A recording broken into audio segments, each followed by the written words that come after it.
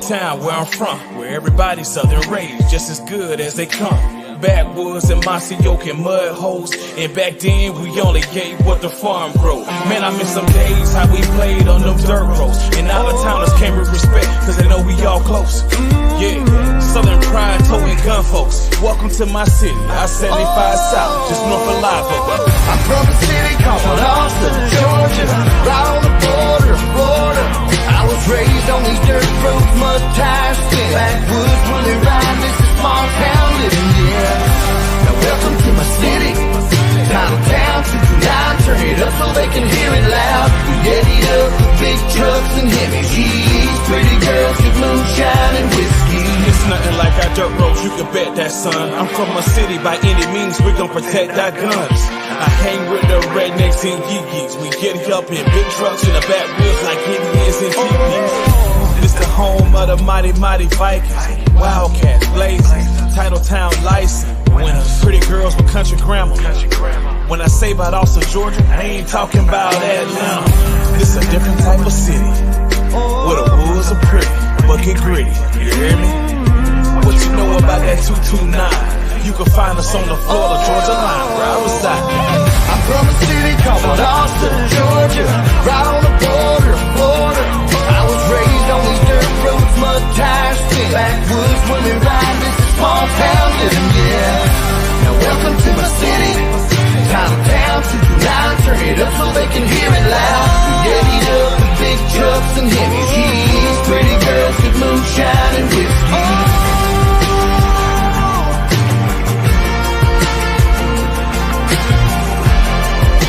Moonshine and whiskey. Some folks really don't understand how important it is and never forget where you came from. You know, when I say Lowndes County, man, I mean Lowndes County. I'm from a city called Austin, Georgia, right on the border of Florida. I was raised on these dirt roads, mud tires, skin. Backwoods, woolly ride, this is small town living, yeah. Now welcome to my city, title town, 229, turn it up so they can hear it loud. We get it up with big trucks and heavy G's, pretty girls with moonshine and whiskey.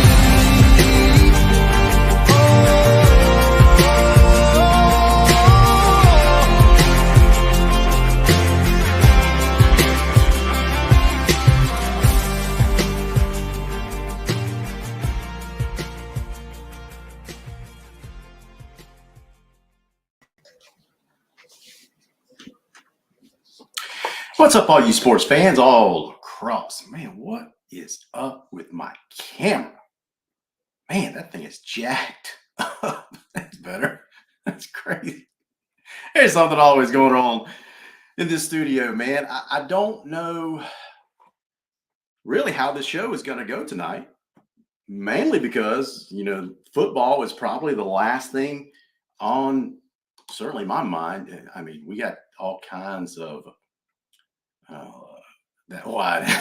Yeah, Chase. I know, man. Chase is in the green room in the background critiquing my camera angle. Listen, I don't know how the show's going to go tonight. I had an agenda. I had an agenda planned. We were going to talk football earlier in the week. Had it all set out. Planning on having Travis Tisdale on the show, that kind of stuff. But then Hurricane Helene rears her ugly head. And listen, I don't know how tonight is going to go. What the heck? Now it's raining in my studio.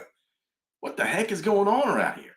No, I'm just kidding. We're just having fun, a little bit of overlay graphics, that kind of stuff. Hey, listen, you guys are having a good night. You're preparing for a storm. If you guys don't want to watch tonight, watch on demand later on. I completely understand, because football is probably the last thing on your mind as well. So don't know if we're going to have a game this week. Don't know if we're going to have a game for several days or even next week, depending on how long power is out. Right? But we're gonna have some fun tonight, or at least try to. Anyway, if you're new to the program, welcome aboard. What you're going to find here is that we're all very passionate, not just about our high school football, but our community and our high school community as well. But I got to warn you, if you're new to these parts, you're going to run into a little touch of crazy on this show, but it's crazy in a good way. So if that appeals to you, we are the show for you. Welcome to the nation. You know, Armand and Chase likes to say, hands down, we are the absolute best high school football show in all of the state, if not the nation as well. I certainly do agree with it. Now, don't get me wrong. There are other shows that are very, very high quality, fine people, what they do. They just have a different focus than we do on this show. We kind of keep it lighthearted, a little bit of serious, a little bit of fun, and a whole lot of Vikings. And if you can deal with that, then this show is for you. We got some super fans that's joining us tonight. Chase Garnto. Let's check in with Chase. Chase, how are you, buddy? What's up, Viking Nation? Man, it's storming out there. It's a little breezy. Little breezy. Yeah. Now, you were at a middle school game yesterday, right? You were giving me kind of like play-by-play up there. Yeah. Was it Hayhira? Yeah, it was played at Sonny Rogers Memorial Field in Hayhira. All right. Listen, I know that we didn't like the outcome a little bit earlier this year with a TCC scrimmage matchup, but we faced TCC in middle school ball yesterday, and how did it turn out? We gave TCC a curb stomping. Colmore, are you watching? That was the eighth grade pretty much had their way with Hayhire eighth grade pretty much had their way with TCC yesterday. It was all a Hayhire show. That's right. Hey, Kenneth Hurst is a big TCC fan. Kenneth, when you run into Colmore, tell them the Vikings are coming for him. We coming. And that was only 1/3 of the Vikings. That was only 1/3 of the incoming ninth grade. That's right. So we're going to take a little bit of different tack tonight. We're going to talk about, obviously, the hurricane some, because that's probably the most important thing right now. Let me give you the latest update. I'm going to bring up the radar right now. You know, as many of you have heard, it's been, I believe, Chase upgraded to a Category 4. That's what I'm hearing. That's a big one. That's a big one. Going to be a lot of damage indeed. So let me go ahead and bring up this radar. Check this out. That's a monster, man. Now here's the future cast. All right, so it's 7 o'clock now. And here's the eye right here. Okay, so here's Valdosta right up here. Look at this eye. It's veering to the right. Here comes that eye. Oh, that ain't looking pretty, man. That ain't looking pretty at all. Whew. So, guys, if you haven't taken this storm seriously, take it seriously. Hunker down. It's kind of too late to prepare now. Just hunker down where you are. Stay sheltered. Try to be as safe as you can. So anyway, we'll go ahead and start talking about some other stuff. Let's see. We'll go ahead and do that right there. How about we just get rid of the that thing is depressing, man. That's kind of depressing, LG. I can't sit there and look at that, man. That's depressing. We're Vikings, and of course I'm a Seminole, so we ain't studying no hurricane at all. Yeah. So John Carroll asked an interesting question. He says, when will they make up the Colquitt game? Candace, she is a player's mom. She's got probably a lot of insight, more than most probably. Now, what I'm hearing is there are a couple of different possibilities. The fallback is October 18th, just mainly because looking ahead, that is an open date for both teams. So if you had to, you could easily move it back to October 18th. Now, I don't think both teams want to do that. They just want to go ahead and get this game played. The other possibility, depending on the conditions, the damage that's occurred, we'll know more Friday morning into probably late Friday morning, is we'll know more sometime Friday about what the damage looks like. And I'm thinking that if they can play this game this weekend, they'll try to play it. That's what I'm thinking. Knowing both programs and how they want to go ahead and get this thing played, So depending on the damage and if they can do it, I bet you they'll try to play it this weekend. Now, Like idea. now I guess the next logical question is, if they could play it this week, because I heard from Phil Jones earlier today. He was scheduled to do a live streaming game of Tiff County over at Richmond Hill tomorrow night. So that has been rescheduled, and they're going to play that on Saturday afternoon. I think at 2 p.m., something like that, over in Richmond Hill. That's over on the coast, which it may be sunny. I don't know. So they're not going to have it as bad as we do, I guess. I don't really know. But anyway, so I'm suspecting that other teams are probably going to try to follow suit, Chase. And so if that means that other teams are going to play Saturday afternoon, and if the conditions warrant, I'll bet you Lowndes would try to, and Colquitt would try to play Saturday afternoon too. I think it's probably dependent on road conditions and power availability. So I can't imagine trying to play a game without power. Now, I guess you could. Now, I guess that's one reason, just trying to think on the spot here, Chase, that if you could play Saturday, it's best to play in the afternoon. That way you have plenty of daylight. So you can't kick off at 7:30 if you don't have power, right? Because you're going to get dark very, very quick. Now, can you play a football game in a stadium that has no power? The answer is yes. Yeah, absolutely. Yeah, so the answer is yes. Let me go ahead and bring in our other super fan. I mean, Armand, how are you? If you know the right people, it can get your hands on enough light towers. We can put on a football game, no problem. Yeah. Candace says, I don't think they can play without electricity. Now, Candace, technically they can, because you don't have to have a functioning scoreboard to play a football game, because time can be kept on the field by an official on the sideline, and the play clock.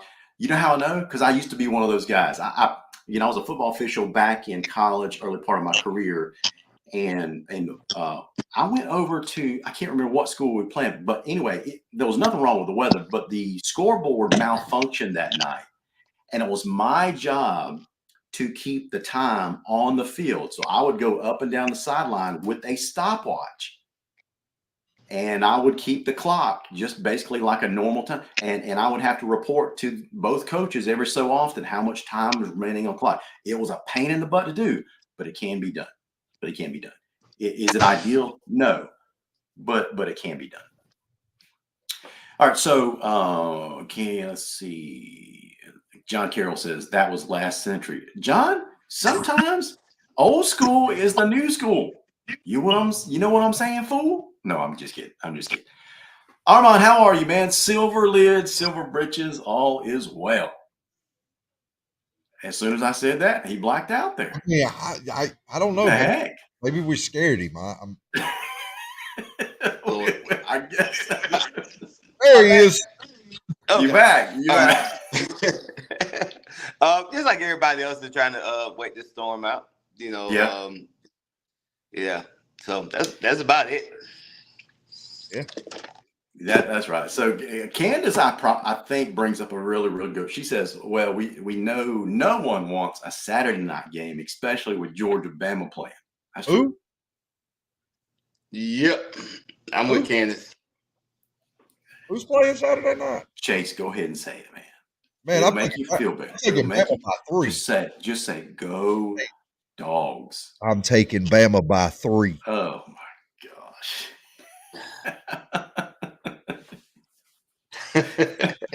Man. Nothing but the Tide. All right, let's get into some football talk, shall we? All right, so here are the standings. A lot of our teams had bye weeks last week. Let's talk some football, and then we'll check the radar again in a few minutes. So Camden County is 5-0. They are scheduled to be at Valdosta. Don't know when. Now, all these teams are in the same boat. Okay, so when I say this is scheduled, just put a little asterisk next to it and say, and think to yourself, they may play on Saturday, they may not. We just don't know. All right, so Camden County is scheduled to play at Valdosta. Richmond Hill is scheduled to host Tiff County. That one is going to go, from what I understand now. from this moment. You never know how the storm's going to affect anything. Lowndes is scheduled to go to Colquitt. Let's see, and I think that might be it. Yeah, those 3 games right there. So how's it going to turn out? We just don't know. We just don't know. All right, so how are the standings? Well, we haven't played a region game yet, but Camden is currently 5-0, guys. Richmond Hill is 5-0, Lowndes 5-0, Valdosta 5-0, Colquitt 3-2, Tift County 2-3. What are you guys thinking now? As all our teams have played 5 games, how are we feeling about region matchups as far as Lowndes goes, and what do you how confident are you? You know, after the TCC game, you both were there, and I wasn't, and it was kind of an interesting show that night because I was more of an interviewer, if you will, of you two that were there, and your confidence, both of you, was not very high after that scrimmage. But Nope. now we fast forward 6 weeks later. How's your confidence now? Oh, mine's great. Okay, I like to hear it. And here's the reason why. And I called into, I don't remember, and I don't know what they actually called the show. It's the Friday night. Which show? The one on 105.9. Oh, Beckham's show. Yeah, Chris Beckham's show. Yeah. I called in to talk to Chris a couple of weeks ago, and I told him, same thing I'm going to tell y'all. I honestly think Region 1 6A region championship game will be the Wintersville Classic. Yeah, I do too, man. I predicted that way back in the off season. Not you two, but a lot of people kind of gave me a lot of grief about that. I remember having Sam Horn. Y'all remember Sam? Big Valdosta fan. Had him on the show before the season started. Told him that prediction on the air, and he laughed at me too. So, and here we are sitting 5-0. I still think Lowndes is destined to match up with the Valdosta in the Wintersville Classic for the region championship. Now, are we going to be undefeated going in that game? That's to be seen. I think we're probably going to stub our toe and drop at least one before then. You think we're going 9-0 into that game? Okay, Armand, are you in agreement? Listen, Larry, I told you it would not surprise me. Me and Chase, we talked about it too. It won't surprise me if both Lowndes and Valdosta are 9-0. And at the start of the season, I told you guys, I said very well. I said things have to gel, and once things gel, we'll find out. And I also told you, hey, this team is every play could be a big play. Like, they have playmakers all over the field. And if the defense can get it together, look out. Lowndes is going to be, these Vikings going to be something to mess with. And everything I've said so far has kind of come to light. I'm not claiming to be a prophet or anything, but I know football. So the one thing I will tell you is that, yes, I think right now I got Valdosta 1, Lowndes 2, Camden, Richmond Hill, Colquitt, Tifton. In that order as of right now, just based off records and everything. But I'm telling you, when the Lowndes plays Moultrie, we're gonna find out everything that we need to find out. And they're going to the hog pen, first true test away from the friendly confines of the Concrete Palace. This team here, the way the schedule's played has laid out, they are gelling at the right time. We got a bye week at the right time. Lowndes gonna go up there. I'm not saying we're gonna beat. Well, yeah, Vikes by 50 every week, but Lowndes is going to go up there and they're going to win this game. I think if Lowndes played Georgia, Armand would still say Vikings by 50. Well, no, I ain't finna lie to these people like that. Like,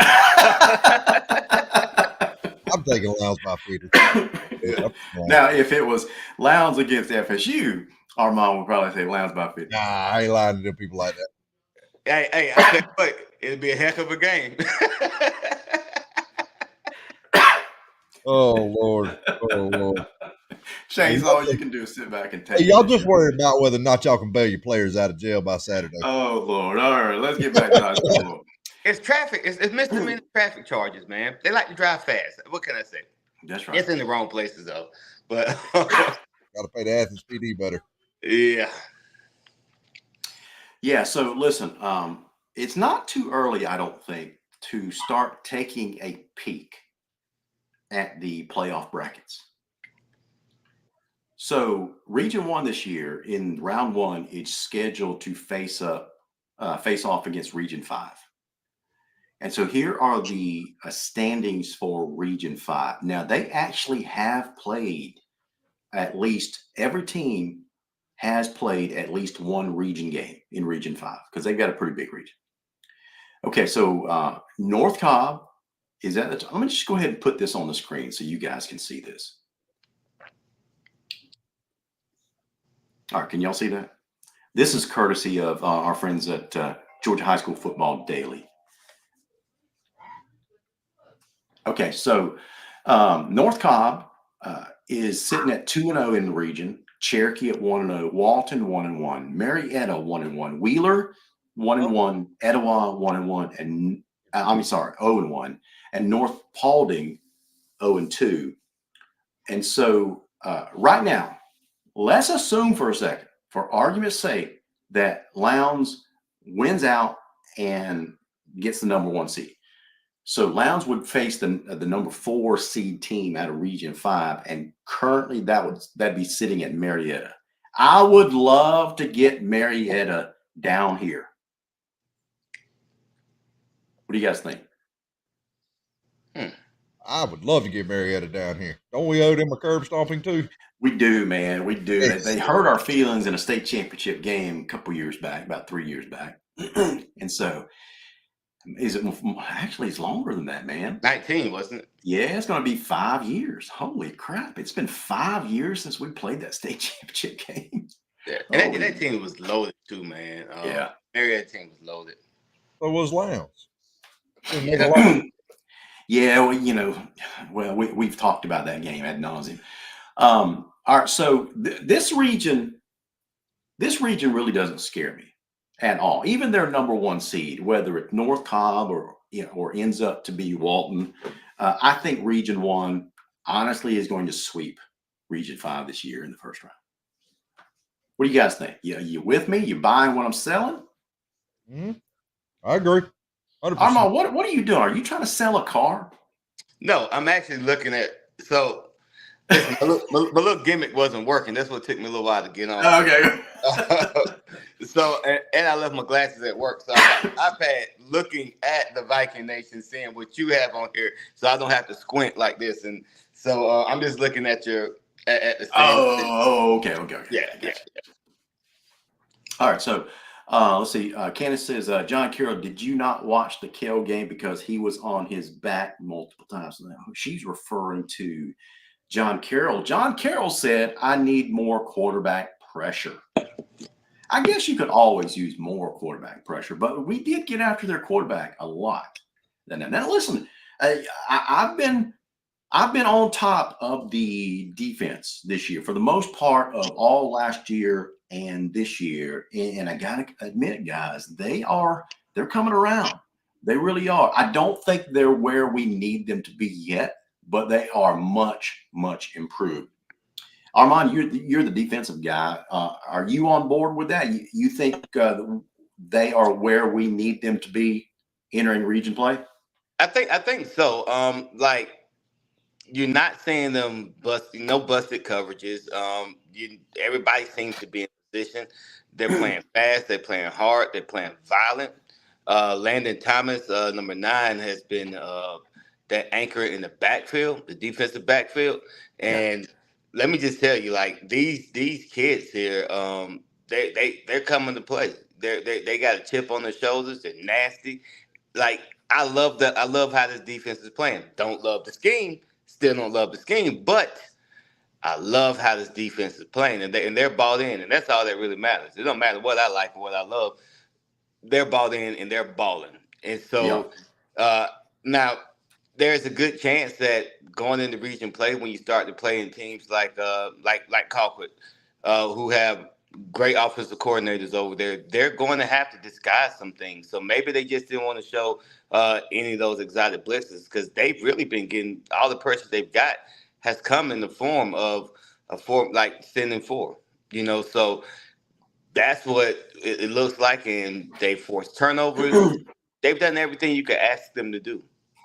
So Now I was Armand, during this week and the end of last week, spent a lot of time on NFHS Network because Colquitt streams all their games through the NFHSnetwork.com. And so I'm a subscriber to that service. And so I went back and watched all their games this year on demand. Mhm. Let me tell you, when we think of the Colquitt offense in years past, probably in recent memory, last 10 years, what's the first thing that comes to mind? First thing that comes to my mind are they're very good at the passing game. They've always been a very strong running team as well, and that is really stands out this year. They are a very good downhill running team, meaning they don't do a lot of jet sweeps. They don't go a lot outside. They are very good at running between the tackles because they've got some pretty big offensive linemen, as you would expect from Colquitt County. But I don't know if that's their main focus this year. I don't know if it's because they have such a young quarterback, because they graduated a lot of seniors from that offensive side of the ball. Maybe they're trying to protect him more this year, especially in the first half of the season. But they have developed into a very good downhill running team. Now, we talked about the game they played against Lee County, and what last week, I think. And so, or maybe the week before, I can't remember when they actually played. It was recently.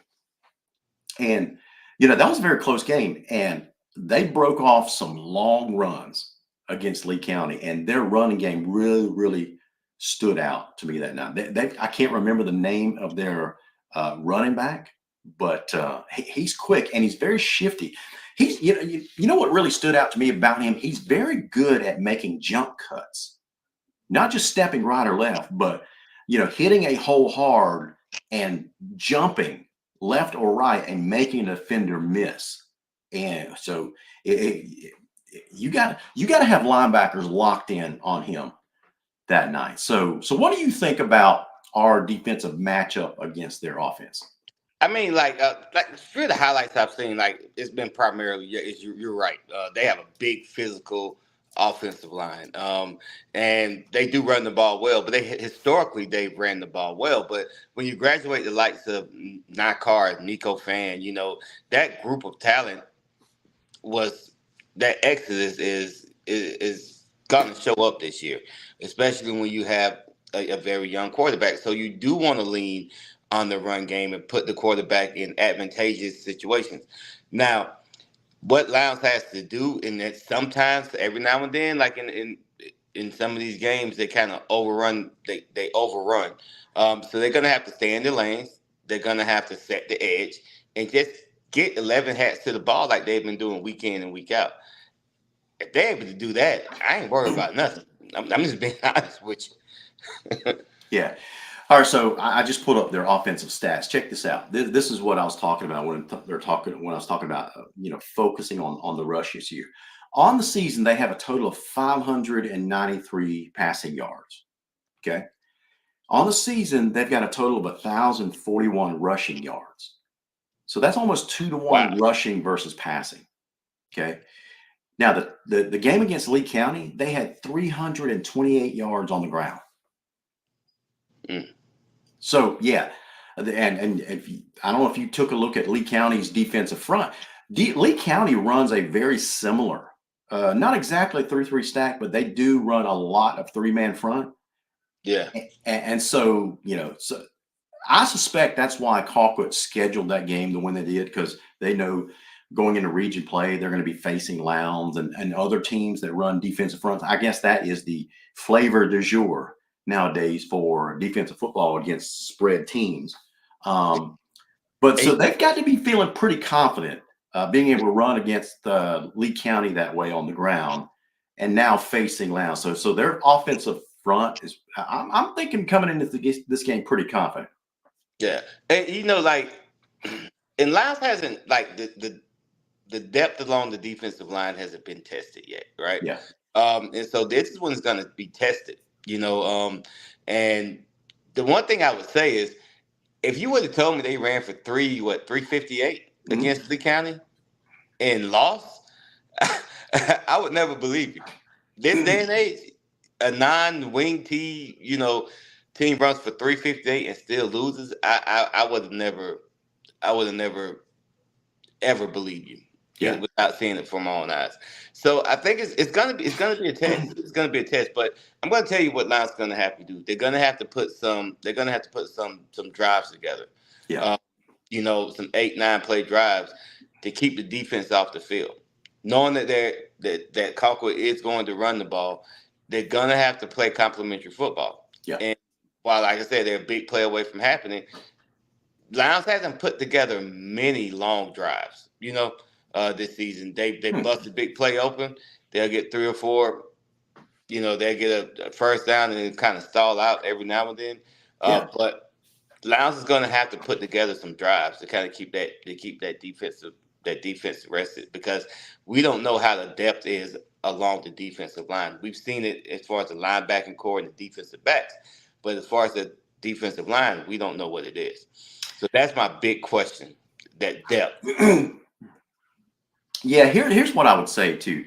You're right. Lowndes has busted a lot of big plays this year, and some would say that it has become the offensive team's identity. I would say we really don't know yet, mainly because plays happen when they happen.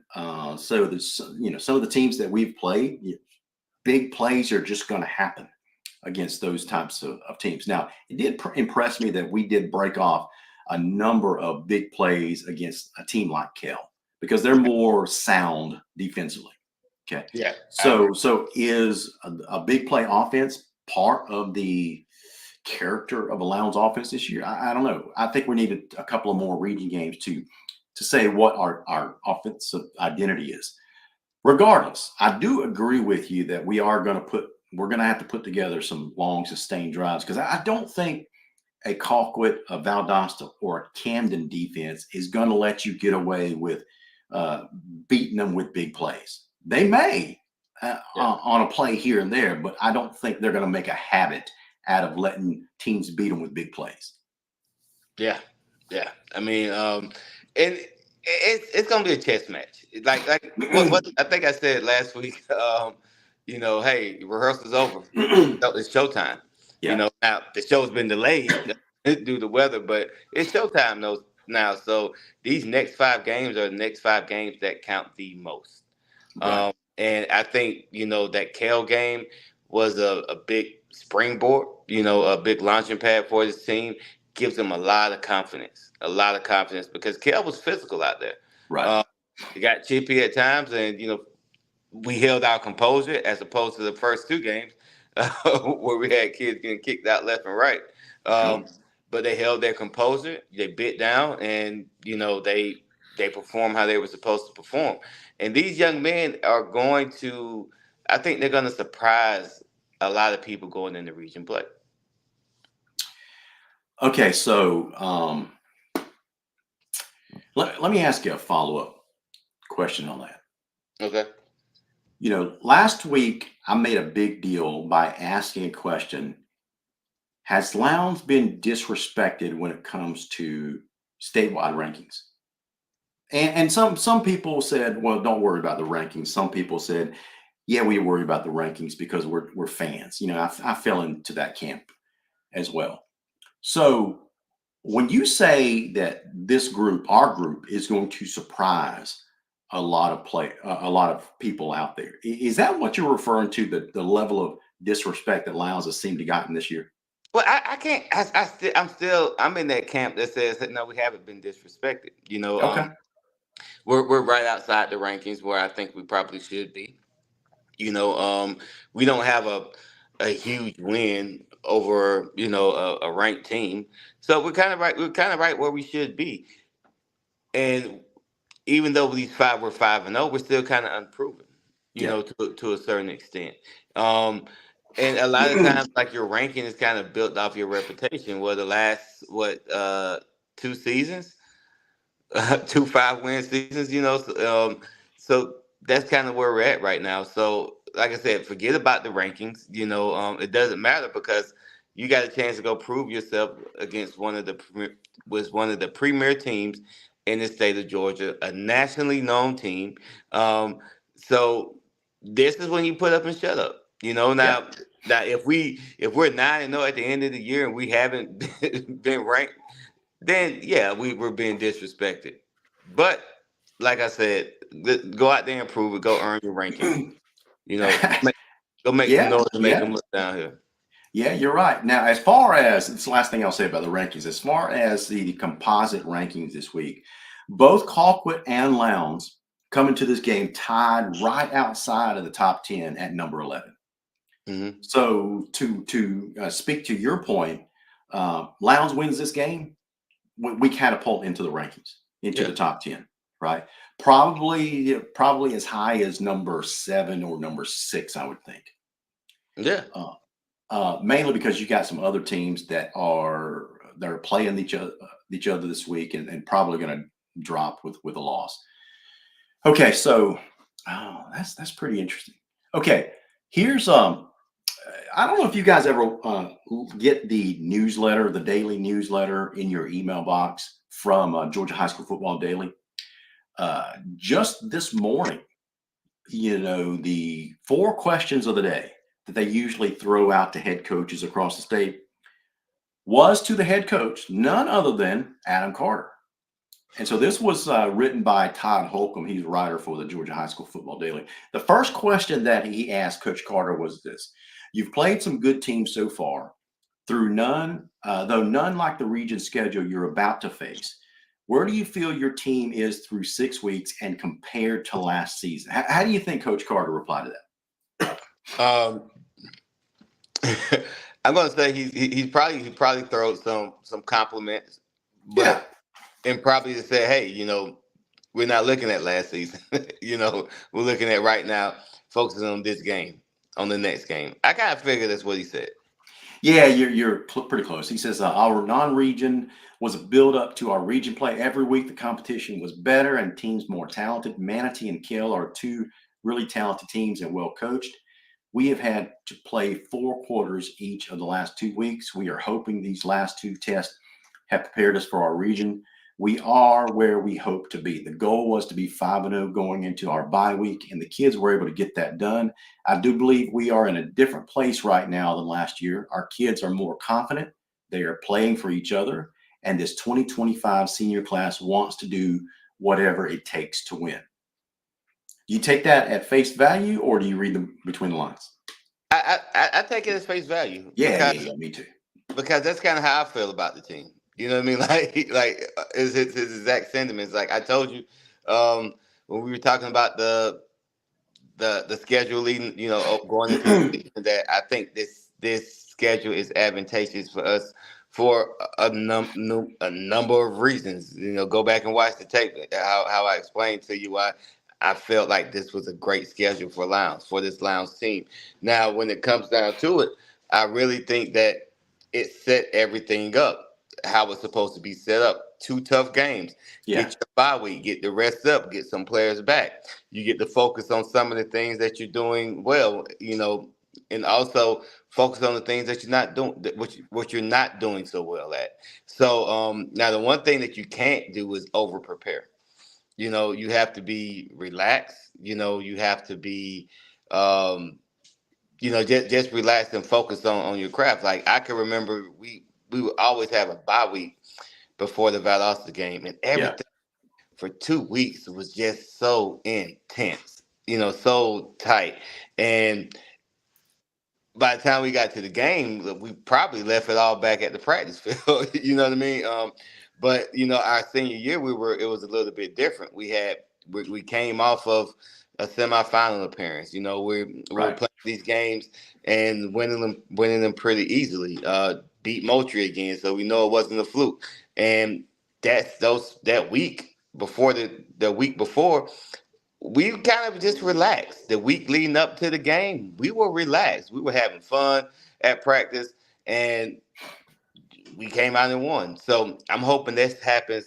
That same thing is happening right now with this 2025 team. I 2014. hear you, man. I hear you. All right. So the next question they asked was, let's see. How do you assess Colquitt County this year? What do they do well, and how do they present problems? And this is what Carter said. Colquitt is Colquitt. They are big, fast, and well coached. Coach Calhoun has found what his kids do well, and they are firing on all cylinders. They are running the ball downhill with a really good set of running backs and a big physical offensive line. The defense is just like Colquitt in the past. They run and hit. Their team speed and pure size will always present issues. All right, so I'm going to read between the lines what he just said. Okay. They don't throw the ball much, but they do run really, really well. Yeah. It sounds like Kevin Smart's assessment of Georgia Tech. Absolutely. Absolutely, man. All right, so next question. It seems to me that Region 168 is one of maybe 3 to 4 regions in the state, maybe fewer, honestly, where a team can be 5-0 and still not feel almost assured of making the playoffs. This is an interesting question. He says, do you agree with that assessment, and what is that like? So in other words, you got a bunch of teams sitting there at 5-0, but you don't really feel confident about making the playoffs. This is how Carter responds to that. To make the playoffs in Region 1-6A is a season-long test. Each week, you're going to play teams that are talented and coached well. There are 5 playoff teams. Keep in mind, there are 6 teams in the region. Mm-hmm. He says there are 5 playoff teams in our region fighting for 4 spots. Some other regions are top-heavy and have 1, maybe 2 teams that could win the region. I think there could be 4 or 5 teams in our region that could get the number 1 seed. Our region is brutal. It is every week having to be at your best. Throw in 3 and almost 4-hour travel for a region game, and it gets tougher. I believe Region 1 will definitely have a say deep into the playoffs this season. We will all find out where we are as a team after this week of Region 1 play. You agree with him? I do. You got Lowndes, Valdosta, Moat, Colquitt, Camden, right? Yeah. All 4 have won a state championship in the last 15 years, right? Let's see. Last time, let's go back. Last time Colquitt won one was 2015? Yeah. Last time Lowndes won one was 07. And then Camden was 09, I believe. Mm-hmm. So the I guess the farthest one is Lowndes, and Valdosta won one in 16. Yeah. In a lower class, but they still won one in 16. Mm-hmm. Okay, so Lowndes is odd man out in 07. So that's what, 17 years? Yeah. Yeah, that's pretty close. You were pretty close, 17 years. Yeah.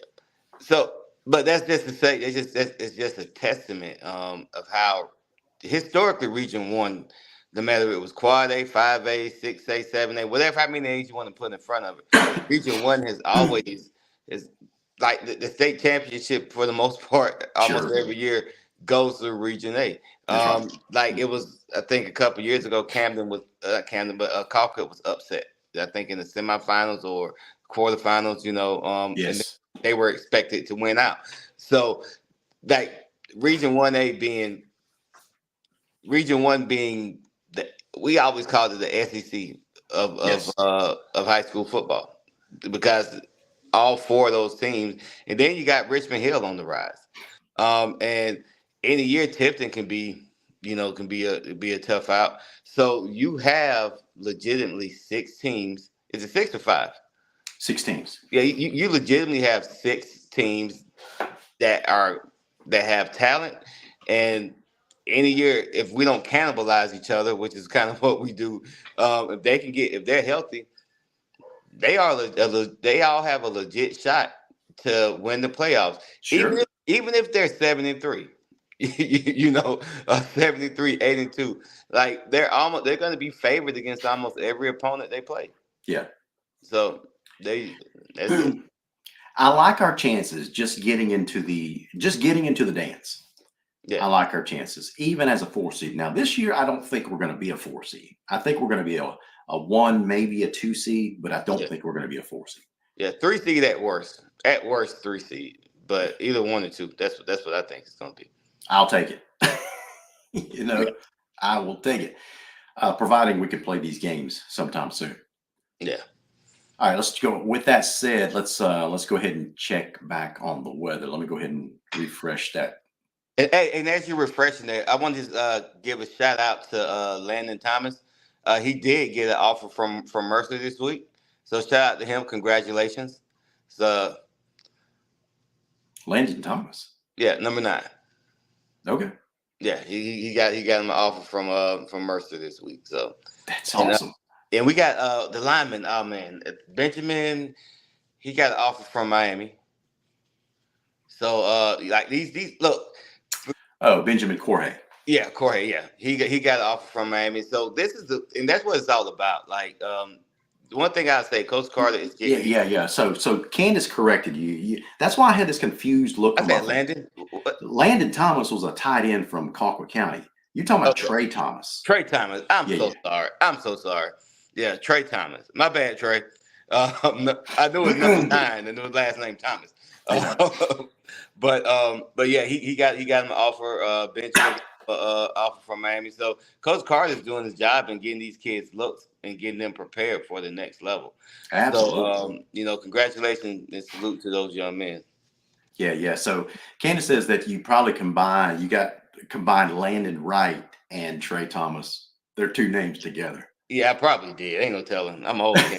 I'm getting old. All right, let's go ahead and go to this this radar. Man, I'm telling you, this is not pretty. This is just not pretty. Look at that. Let me go ahead and spin this thing up. Whew. Yeah, she's coming. Helene looks angry. Look at that bright red going right through Valdosta. Whew. Yeah, I'm hoping this is inaccurate and it just starts going west. I could deal with that. I'd rather miss the Georgia Alabama game than to have this thing knock out all kind of power. So keep going west. That's right. Now check this out. So we talked about over in Moultrie. This is at 12 a.m. Okay, so there is Moultrie right there. They're in dark red too. I mean, they're going to get pummeled just like we are. And so as we spin this thing,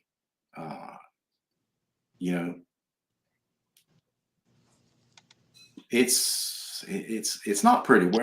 Regardless of where you are in South Georgia, I guess unless you're on the coast. Let's see what the coast is looking for like. They're going to get some, but not nearly what we're going to get right there. Yeah, this storm is huge, man. This is a very large storm that we got going on. So, but it's moving fast, so that's always a good thing. But yeah, now Tierra's got a pretty good push. She says, "I don't want it to change direction and hit anyone else this hard. I just pray it weakens somehow." That's a good point. It's like if it doesn't hit us, it's going to hit somebody else. It's going to hit somebody, right? So yeah. All right, let's get our minds back on football. I agree with you guys. Candy says Fred is the GOAT with this recruiting. I mean, he is. I don't know what the secret sauce. I don't know what he puts in his spaghetti sauce, but it is really, really good. Does the man just have all these recruiters on speed dial? Maybe he does. Both of them come from the Gwinnett County area. They've probably made a lot of contacts with college recruiters. As we know, a lot of them go through that Gwinnett County area. So kudos to him if he's saved all those contacts over the years. Now, we've got a viewer tonight. This made a comment. The Not Bland show, and it didn't rain all day like Adelia. I'm not familiar with the Not Bland show. So welcome aboard, Not Bland. Glad you could join us tonight. Candace says good relationships with coaches and teams goes along. Absolutely. Listen, that is a great principle in life in general, right? Make relationships and put them in your phone. Follow up with them on a regular basis. Armand, you and I are both in sales, and that is like principle number 1, right? Oh yeah. It's like how can I say this? You get one opportunity to make a first impression, right? Are you gonna break out Eminem on me? No. Okay. I'm not. I'm not. Actually, I don't know many Eminem songs, but anyway, but you get one. You get one impression, one chance to make a lasting impression, right? And then, but after you make that impression, you just have to follow up. The follow up is the most important. One of the most important things that you can do. Like even if you make a sale, you still check back in with that customer, make sure they are right and that they're happy. And so it's the same thing that I know from recruiting that it's your coach's connections are going to help you out. It's a different world that we live in, and sure, if you're good enough, they'll come and find you. But these college coaches, they take the high school coaches at their word. That's right. As far as assessing the talent and say it's even worth coming down here. To watch, and you kind of go from there. So whatever Coach Fred is doing, whatever Coach Carter's doing, man, keep it up, because our kids are getting the looks that they deserve. All right, Armand. Listen, I got something for you. Uh-huh. Look, if you had one shot, one opportunity to Yeah. seize everything you ever wanted, one moment, would you capture it or just let it slip? His palms are sweating, knees weak, arms are heavy. There's vomit on his sweater already. Mom's spaghetti. How about that? Yeah. I'm 8 Mile. deleting this part. 8 Mile, man. Way to go, man. Hey, I like it. I like it. Next time we get you to recite a little Andre 3000 or Listen, I need a rap name. LG. That's it. LG. I like it. That's it. I like it. Hey, how about AILG? AI, LG the AI, or We're having too much fun tonight. I told you, if you're joining us just for the first time tonight, like Bland is, you just never know how kooky and quirky this show is going to get. That's why we think it's the best show ever. Let me ask you a question, right? And since we got this big college football weekend, there have been two things that's happened. The quarterback from UNLV, he's redshirting this year and transferring for NIL reasons. And to not my surprise, Barry Alexander is going to redshirt this year and transfer out of USC. Did you think things like this were going to happen when NIL came into play? The crazy stuff that's going on now? Yeah, as far as like kids like saying, you know what, I'm not playing the rest of the season, I'm redshirting and I'm transferring. Like, I suspected some crazy stuff was going to happen, but the big set that it takes for a starting quarterback to walk into his coach's office and say, Coach, appreciate the opportunity, but I'm out the rest of the year because you guys didn't write me that $100,000 check like you promised me. What the crap is that all about, man? Yeah. Listen, if they got to get a hold of this thing, and I think the only way to get a hold of this thing now, because there's two ways. One is for Congress to act, pass a law to put some restrictions on it. Anything short of that, the way the courts have ruled that the colleges really can't do anything. They don't have any authority to do anything. So you might as well make them employees now. Yeah. At least you have some employment laws that you can implement, because this stuff that's going on is ridiculous. It's like worse than the NFL. At least the NFL has some structure, some rules around what you can and can't do. With college, it's the wild, wild west. Anything can happen. It is, and it's sad because I don't know. How I always envision NIL working is that if the Viking Nation wanted to pay Quinn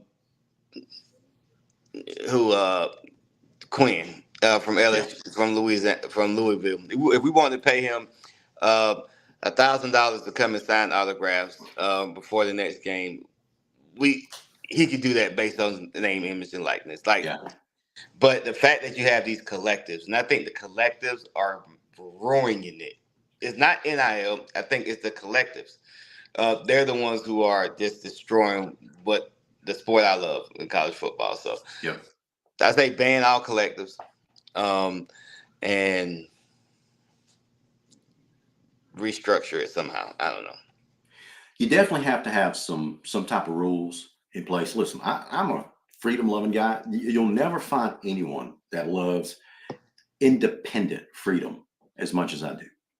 When it comes to this sports stuff, you have to have some guardrails. I think everybody agrees that you have to have stoplights in the middle of town, right? You can't just have a four-way intersection with no stoplights because it's going to cause all kinds of collisions and people are going to get hurt. Same thing happens with this NIL stuff. I mean, let people do what they want to do, but have some guardrails in place so people don't get hurt. And I think that's where we're headed if we don't get this thing under control. Same thing with high school. We talked about high school NIL on a number of shows earlier in this year. That stuff is not dead at the high school level. It's on. So we saw that, Armand, start to rear its ugly head in the summer when the GHSA had to do something unprecedented and issue a statement saying, basically banning collectives at the high school level because of this very thing that we're talking about. It was starting to get out of hand in a hurry at the high school level because these collectives were starting to be formed, right? Yeah, yeah. It's going to be some things where I don't know. It's you got to protect the players, Yeah. right? At the end of the day, you have to protect the players. Some of these contracts that they're offering these kids, it's life changing money. You know, it changes their situation just like that overnight. And it can be very tempting for them not to read the contracts, not have a lawyer go over it, because you got some of these guys out here in bad NIL deals. That's And right. that's my biggest fear. So to the parents out there, you got that D1 talent kid, I get it. They're going to offer you some money to come to that school or whatever. Read through that contract and see exactly what it is and make sure your son or daughter isn't getting taken advantage of. So That's right. All right. So as it stands now, as we close down tonight's show, let's go ahead and review the schedule. So if we were able to play tomorrow night, Lowndes would have been at Colquitt. Then next week we would be at Tift County. I'm thinking that game is in Tift County is going to move forward next week. And so then after that, you have Camden County coming to the Palace. Now, and then we are scheduled to have an open week, the 18th. The 25th, Richmond Hill comes to town. And then Valdosta comes to town on November 1st. Okay. So if we cannot play on Saturday, traveling over to Moultrie, then that means they're probably going to have to postpone that game over to October 18th, which means your bye week, the rest of the season is gone. But more importantly, I think you're going to have Camden County and Colquitt County in back-to-back weeks, which is going to be tough. Then you have Richmond Hill right after that in Valdosta, which makes a very, very difficult schedule. So I can understand why coaches would want to preserve that open week on October 18th. Yeah, man, bye weeks are so crucial. They are so crucial because playing the football is like getting in a car wreck about 30 times, right? Yeah. And so the body needs rest. You need to be able to recuperate, and that bye week is important. And if you don't have it because of one reason or another, it makes it tough. Football is a war of attrition. So we just gonna have to see. That's right. All right. So listen, guys, we're going to end it on this note. You better lose yourself in the music the moment you own it. You better never, ever let it go. Yo!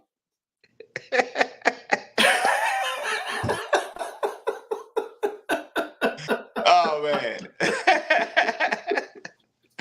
Oh, man. Okay. All right, guys. Yeah.